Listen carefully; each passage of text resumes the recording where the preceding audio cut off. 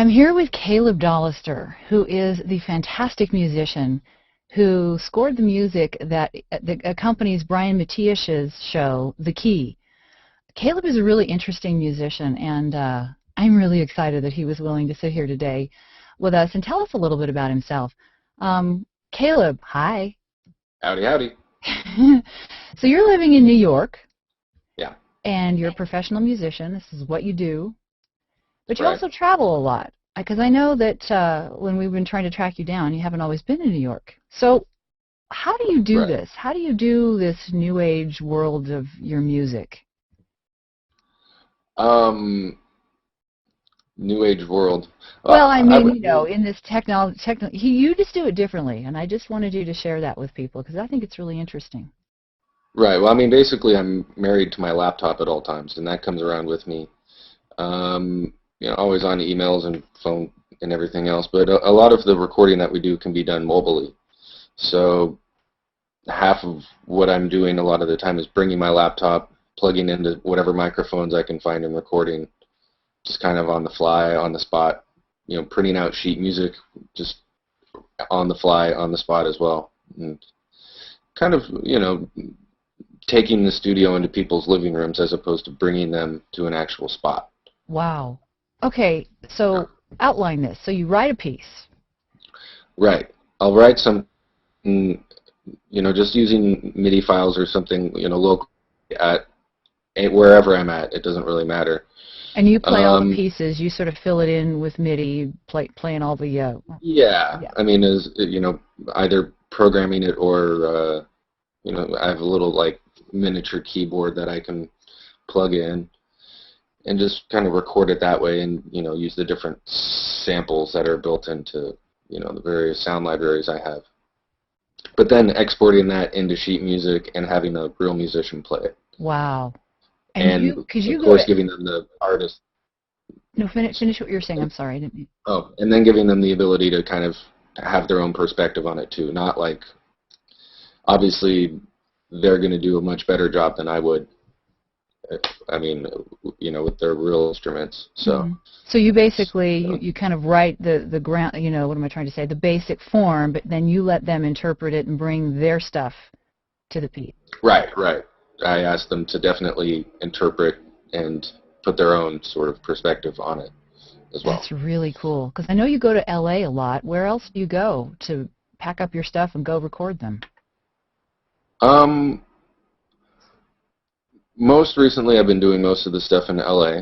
Reno, Nevada, I still have a lot of musician friends there. I'm from that area, of course. So sometimes San Francisco, Nashville, Tennessee. That's been the bulk of it. That's really, really cool. That's a nice life you got going there, son. Yeah. For all the way that you do things so differently, and on top of it, when I say you do things differently, you decided at one point that you wanted to create your own record label. Right, right. It just kind of a convenience factor is what it started out as, and then it sort of became a way for other creative music projects to just associate with each other. It's not a traditional record label in the sense where that we, you know, big contracts and spending money and everything else. It's just more a place where projects can group together. So how does that work? So supposing I wanted to associate with you, how would I do that? Well, I mean, I would, you know, me or one of the other people that's involved with the project would help coordinate, you know, depending upon what stage your project already was at. If it hadn't been recorded yet or written or anything else, then we could help out with some of that process. If you had a finished record and you just needed a place to put it out, then, you know, we would just take it from there. So at any stage in the production, we could kind of hop in and help out or not help. And then once it's finished, it goes up on our website, which is smprecords.com. That's awesome. So on your team, you've got you. Like what on your team? What you've got it covered, because you've got help with mastering, with writing, with. Yeah. There's multiple people that are great at engineering, recording, mixing, mastering, graphic art. still need someone that's really great at publicizing stuff, or like a PR person. But you've got the web covered. You do all yeah, the web. You have somebody to do the web work and all that kind of thing. yeah. So we can basically put everything together, and from start to finish between whatever we have. That's fantastic. So it's really truly a collaborative effort, because not all of you live in the same place either, right? No, no. I mean, there's a few other people that are involved. A trumpet player named Daniel Rosenboom. He's based out of LA, but we do a lot of things together. And then for audio help, I usually go with Sam and I, who's actually the bass player on this particular track in this show. But and then I kind of wear whatever hat needs to be worn to finish. So. That's fantastic. So, speaking of this show and the piece that we used, which is called what? It's called 04/08/23. And that's because? Well, that's the date that I started writing the piece. I love that. You use that naming scheme on one album only? Or all? Do you do that on everything? I use that naming scheme for most of the things that I write. For sure, my solo projects, everything is named after the date stamp of when I start composing it. I don't know why I decided to do that, but that sort of seemed like the relevant moment when each of these ideas starts. And in many cases, like with this particular tune, I was working on it for 4 years before it went out on the record and it was completed. Wow. Some of them, yeah. So many of these songs are, they're really kind of works in progress right up until the moment when I actually put them on a record and put them out. But that is fantastic. I think people are going to absolutely I think their jaws are going to hit the ground when they hear this music, because it goes with the piece so incredibly, and it is so gorgeous and haunting, especially in the beginning there. What were you thinking when you wrote that? Like, what did that mean at the time? When I wrote this particular piece, I was practicing vibraphone at UNR, University of Nevada, Reno, where I was doing my music studies. Which has one of the top jazz schools in the country. It's a great jazz school for sure, and West Coast of the for the West Coast of the U.S. it's one of the top for sure. At least that's my opinion. But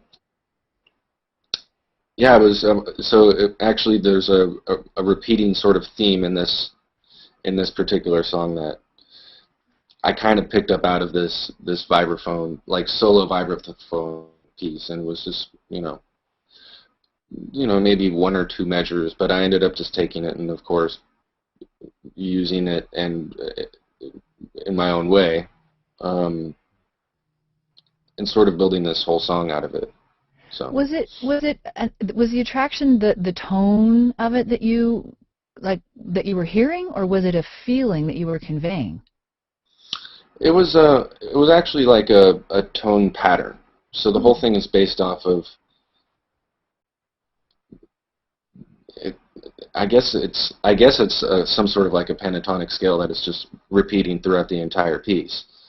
And then I'm just moving that around different chord changes. I'm still not entirely sure what exactly what's going on with all of it, but it was just more whatever I was listening to at the time, and then decide what I continued liking to hear. So if I moved it to into a different tonality and still played the same pattern, that was kind of the gist of it, was just moving around this pattern over and over and over again.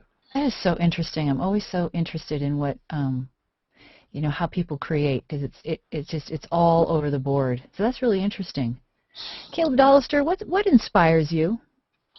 Well, I mean, it's different project to project. I mean, I do a lot of composition work for projects that need and require a very specific thing. Like recently I just wrote an entire funk project for somebody, and trying to make it sound like P-funk or something. So in that sense, when you have that sort of project in your hands, someone is giving you the inspiration behind it and saying, go with this. For my own particular stuff, like my solo project, I actually a lot of times just write what I want to listen to. So I always picture it as music that I would listen to on a long road trip by myself if I'm just driving in the car. So it's kind of what do I want to listen to, and then I write that. You're going to have a whole genre for yourself. You're going to have like the Caleb Dolister road trip collection. That'd be something. Yeah.